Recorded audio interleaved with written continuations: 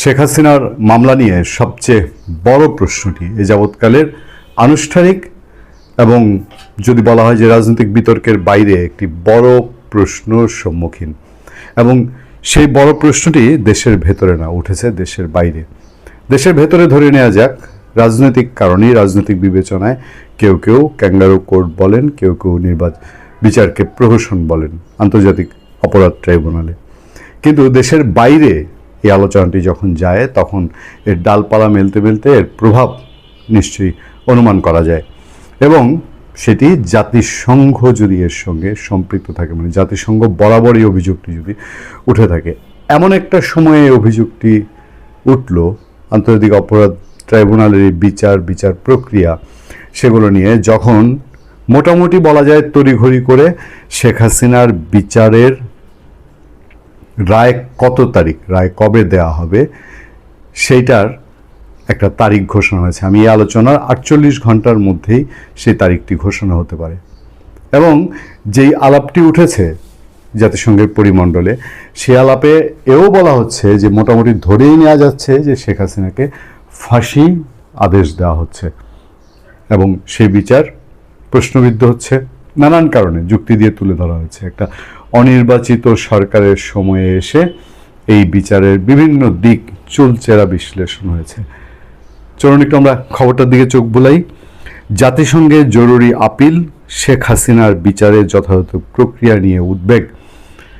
এমন এই বিচার একদম এই শেষ মুহূর্তে যখন এই সরকার এটাকে বিচার বলছে, সেই সময়ে এসে এই প্রসঙ্গগুলো উঠছে। মানবতা বিরোধী অপরাধের অভিযোগে সাবেক প্রধানমন্ত্রী শেখ হাসিনা সহ 3 জনের বিরুদ্ধে আন্তর্জাতিক অপরাধ ট্রাইব্যুনালের রায় ঘোষণার তারিখ নির্ধারণ হতে পারে আগামী বৃহস্পতিবার 13 নভেম্বর। এমন পরিস্থিতিতে লন্ডনের ডাউটি স্ট্রিট চেম্বারের আইনজীবী স্টিভেন পাউলস ও তাতিয়ান ইটওয়েল সম্প্রতি শেখ হাসিনার পক্ষে জাতিসংঘে একটি জরুরি আপিল দাখিল করেছেন। আপিলে বাংলাদেশে আন্তর্জাতিক অপরাধ ট্রাইব্যুনালে শেখ হাসিনার অনুপস্থিতিতে চলমান বিচার প্রক্রিয়া নিয়ে উদ্বেগের কথা তুলে ধরা হয়। সেখানকার চুম্বক অংশের দিকে আমরা যদি নজর দিই, সেখানে ডাউটি স্ট্রিট চেম্বার জানিয়েছে, ওই আপিল আবেদনে 2 ব্রিটিশ আইনজীবী বলেছেন, বাংলাদেশে ট্রাইব্যুনালের বিচার কাজে রাজনৈতিক প্রতিহিংসাকে প্রাধান্য দেওয়া হচ্ছে। জনসাধারণের ম্যান্ডেটবিহীন একটি অনির্বাচিত সরকারের অধীনে এই বিচার কাজ চলছে। আরও বক্তব্য আছে, আমি শেষ অংশের দিকে একটু নজর দিতে চাই, যেখানে এই বিচার প্রক্রিয়াকে নিয়ে একটা সাংঘাতিক রকম একটা ডাউট করা হয়েছে।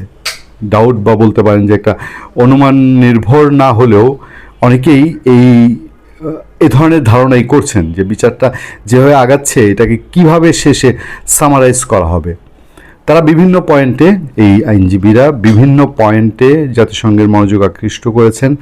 বেশ কয়েকটি পয়েন্ট আছে, সেখানে বলা হচ্ছে স্বাধীন ও নিরপেক্ষ আদালতের অভাব, অনুপস্থিতিতে বিচার ও প্রতিরক্ষার সুযোগের অভাব, মানে শেখ হাসিনার অনুপস্থিতিতে।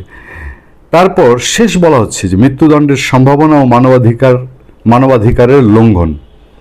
দেখেন, এমন এক প্রক্রিয়াগতভাবে ত্রুটিপূর্ণ বিচারে মৃত্যুদণ্ডের সাজা হলে, এমন এক প্রক্রিয়াতে ত্রুটিপূর্ণ বিচারে মৃত্যুদণ্ডের সাজা হলে তা কার্যত বিচার বহির্ভূত হত্যার সমতুল্য হবে, যা আন্তর্জাতিক মানবাধিকার আইনের 6 নম্বর অনুচ্ছেদে বেঁচে থাকার অধিকারের সরাসরি লঙ্ঘন। এটা কিন্তু জাতিসংঘে একটা আপিল করা হয়েছে, সেই আপিলের প্রেক্ষিতে বলা হয়েছে, এবং সেখানে যে পয়েন্টগুলো আছে, সিরিয়াসলি শেখ হাসিনাকে অত্যন্ত গুরুতর অভিযোগে অনুপস্থিতিতে বিচার করা হচ্ছে, যদিও ভারত থেকে তার প্রত্যাবর্তনের জন্য আনুষ্ঠানিক অনুরোধ এখনো প্রক্রিয়াধীন।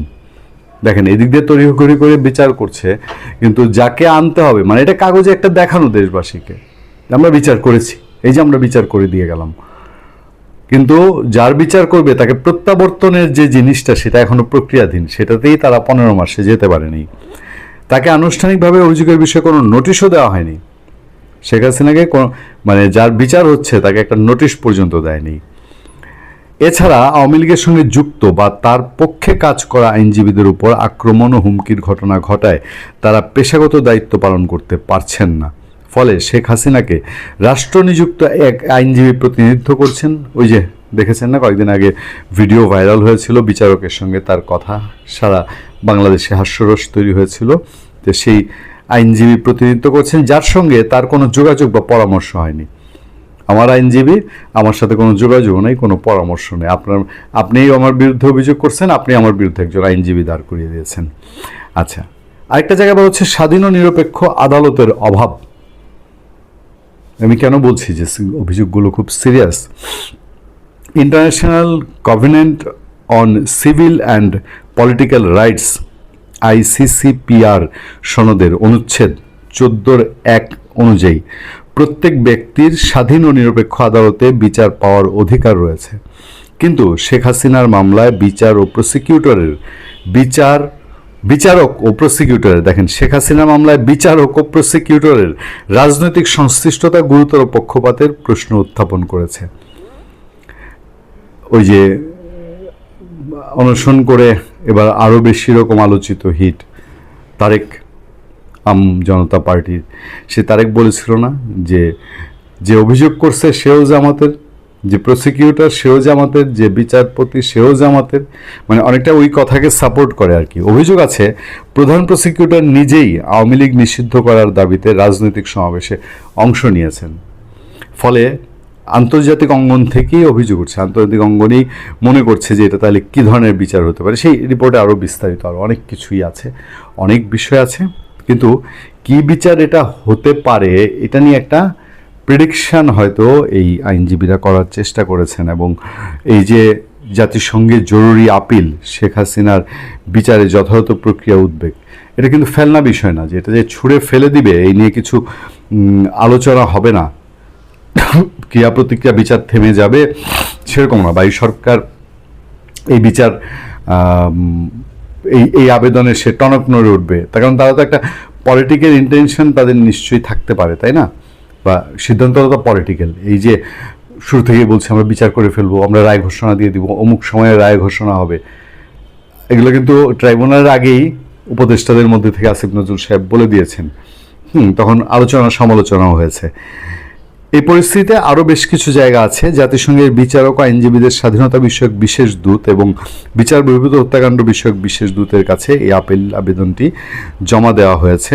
আন্তর্জাতিক মানবাধিকার, যুদ্ধাপরাধ ও ন্যায় বিচার নিয়ে কাজ করা আইনজীবীদের প্ল্যাটফর্ম ডাউটি স্ট্রিট চেম্বার্সের ওয়েবসাইটে সোমবার এই তথ্য জানানো হয়েছে। তারপর এই প্রেক্ষাপটে শেখ হাসিনার ন্যায্য বিচারের অধিকার মারাত্মকভাবে লঙ্ঘিত হচ্ছে বলে আপিলে উল্লেখ করা হয়েছে। সবচেয়ে বড় কথা হচ্ছে ন্যায্য বিচারের মানে সুষ্ঠু বিচার, এর বাইরে পৃথিবীতে যে কোনো কিছুই সেটা মানবাধিকারের মানদণ্ডে স্বীকৃত হয় না। ফলে ডক্টর ইউনূস যে বিচার কাজ এখন এই পর্যন্ত নিয়ে এসে খুব হম্বিতম্বি করছেন, তার সেনাপতিরা, তার সিপাহীরা হম্বিতম্বি করছে, শেখ হাসিনা কি তার মৃত্যু ঘটেছে, এবার তার দাফন সম্পন্ন হবে এই রায় ঘোষণার মধ্যে দিয়ে। আদতে কোন বারুদের মধ্যে আপনারা স্ফুলিঙ্গ ঠুকে দিচ্ছেন সেটাই এখন দেখার বিষয়। ভালো থাকবেন, সুস্থ থাকবেন। আপনার সাথে আমি আতিক রহমান পূর্ণিয়া।